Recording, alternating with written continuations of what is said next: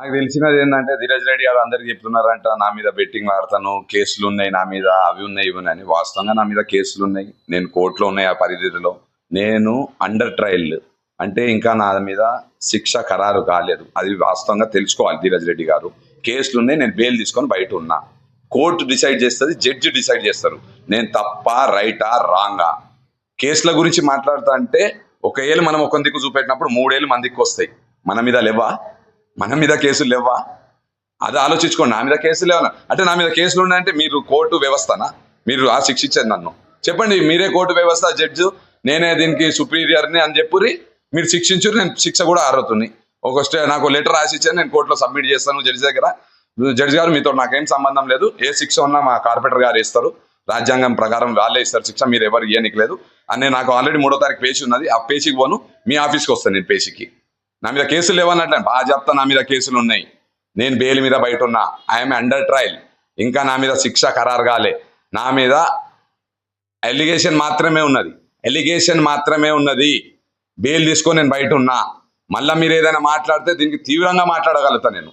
1 ఏళ్ళు మనం చూపెడితే 3 ఏళ్ళు మన దిక్కు వస్తుంది. గుర్తు తెచ్చుకోండి పాతయి.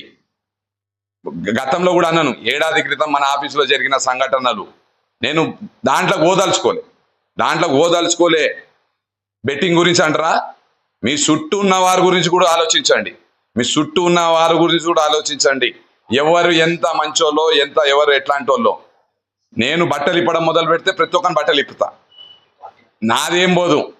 పార్టీ ఆఫీస్ లోపల ఎంతమంది మంచోళ్ళు ఉన్నారో, ఎంతమంది జూదగాళ్ళు లేరో, ఇప్పటి కూడా ఆ పార్టీ ఆఫీస్ లోపల ఏం జరుగుతుందో మీకు కూడా తెలుసు.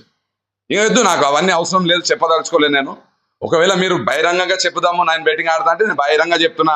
నేను ఒకప్పుడు జూదం ఆడుతుండే, బెట్టింగ్ ఆడుతుండే, ఎడిక్షన్ ఉండే. నేను కౌన్సిలింగ్ పోయినా, మారిపోయినా, రియాబ్ పోయినా, నేను సెట్ అయినా. లేదు కాదు కేసులు ఉన్నాయంటారా? కేసులు బాజాప్తా ఉన్నాయి నా మీద, కోర్టులో ఉన్నది, నేను అండర్ ట్రయల్ ఖైదీని. మళ్ళీ చెప్తున్నా, మీ మీద కేసులు లేవా? మీరు పేజీలకు తిరగట్లేరా? అట్లా అని చెప్పి మీరేనా మీరు శిక్షిస్తారా నన్ను? మీరు ఆ జడ్జి? మీరు కాదు కదా జడ్జి, ప్రజాస్వామ్యం ఇది. అంటే కేసులు ఉన్నాయని చెప్పా మీరు కొట్టింది నాకు, అదైనా చెప్పండి, ప్రెస్ మీద వచ్చి చెప్పండి.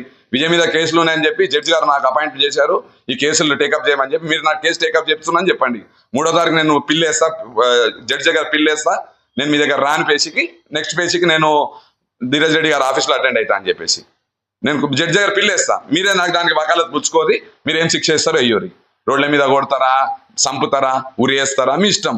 మీరు చెప్పేశారు, మీరే జడ్జి, మీరే సుపీరియర్, మీరే బాసు, మీరే న్యాయస్థానం, మీరే వ్యవస్థ అంటే ఓకే, దానికి కూడా రెడీ. ఇంకోసారి నా గురించి పాత ట్రాక్ రికార్డు గురించి మాట్లాడేటప్పుడు ఆలోచించండి. 1 ఏళ్ళు చూపెడితే 3 ఏళ్ళు మందికే చూపెడితే అని. నేను వ్యక్తిగత పాత రికార్డులు మాట్లాడలేను, ఇప్పుడు జరిగిన సంఘటన గురించి మాట్లాడాను. మీరు కప్పిపుచ్చుకోకూర్రి, పాతే కప్పిపుచ్చుకోకూర్రి. నా మీద 100 ఉన్నాయి, మీతో పాటు ఉన్న వాళ్ళ మీద కూడా 100 ఉన్నాయి, అది కూడా గుర్తుపెట్టుకోర్రి. ప్రతి ఒక్క నోరెప్పి పేరు తీపించిన అంటే చాలా మంది ఉన్నారు. అది దాని గురించి మీకు మాట్లాడాల్సిన అవసరం లేదు. కోర్టులు ఉన్నాయి, పోలీస్ స్టేషన్లు ఉన్నాయి, బాధ్యతలు కంప్లైంట్ పెట్టుకుంటారు, నా మీద ఏదైనా చేసుకుంటారు. మనం ఏం వైట్ కాలర్ కాదు, అందరికి మరక అంటినోళ్ళమే మనం. ఓకే, మీకు ఇది విజ్ఞప్తి. మీరు మాత్రం మళ్ళీ తప్పు చేయకండి. నా గురించి ఏదైనా ఎఫ్ఐఆర్ కాపీలు మీరు పెట్టేది ఏంటి? నేనే పంపిస్తాను ఎఫ్ఐఆర్ కాపీలు, నా మీద కేసులు ఉన్నాయని చెప్పి మీరు దాడి చేయడానికి అయితే హక్కు లేదు కదా.